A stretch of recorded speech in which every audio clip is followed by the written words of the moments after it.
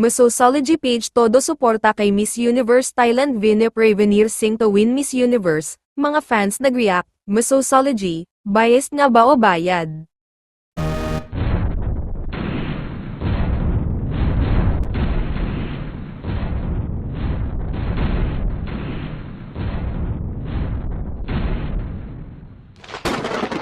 Usap-usapan ngayon ang post ng Masosology, one of the famous pageant pages on Facebook, run by a Filipino admin. The page is posting anything about pageants and its relative matters without bias. Ngunit sa kanilang recent post about kay Miss Universe Thailand 2025 Vina Prevenir Singh, talaga namang uminit ang ulo ng mga fans, lalo na ang mga Filipino fans. Ang Masosology ay isa sa mga kilalang famous bloggers sa Facebook na ang admin ay mostly Filipino. Ayon sa caption ng post, if she wins in her own country, you cannot cry out cooking show cause we and the entire world endorse her 100%. She has Masosology and the whole world's approval to be the next Miss Universe. At iyan nga ang naging komento ng Masosology sa post nito about kay Vina, na hindi ikinatuwa ng mga fans ng ibang candidates, lalo na ng fans ni Atisa.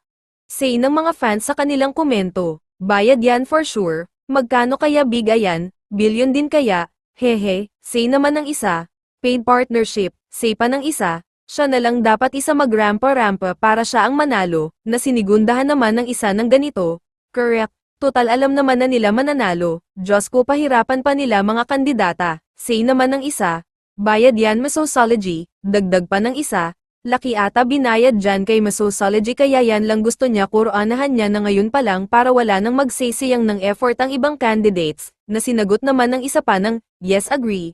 Bakit pa ba sayangin effort ng ibang candidate may nanalo naman, say pa ng isa, caption pa lang halatang halata mo nalulutuin, aminin man nila o hindi masyado silang nagpapaka-obvious, sabi naman ng isa pa, endorse her, siya lang naman ini-endorso nyo, napaka-unfair siya lang inaalagaan nyo, pinapaganda nyo, cooking show yan, di na kami mag-e-expect kasi yung corona nabili na nung mga baklang gutom sa corona, sabi pa ng isa, sobrang authoritative, assuming, self-proclaiming and blatantly irresponsible and insensitive naman ang Miso for such a post, considering Pinoy page sila, sinagot naman ito ng isa ng, Pinoy page sila pero talangkapo sila.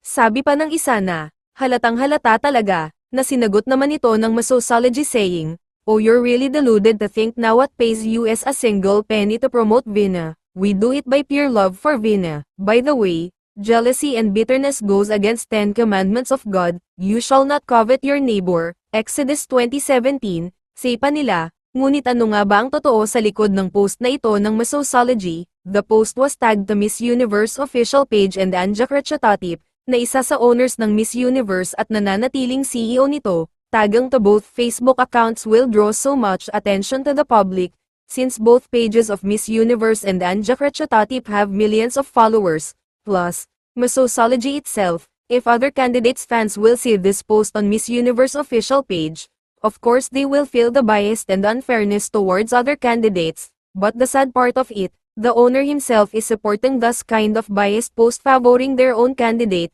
This is clearly mind conditioning tactics to show the world that Vina is so famous that so many fans in the world know her and admire her, and support her, so if she win, that result is fair to the eyes of everyone. But in reality, she is not that famous. Yes, she is famous but not to the extent of worldwide fame. They wanted her to look like Catriona Gray during her time, when every camera's focus is only her.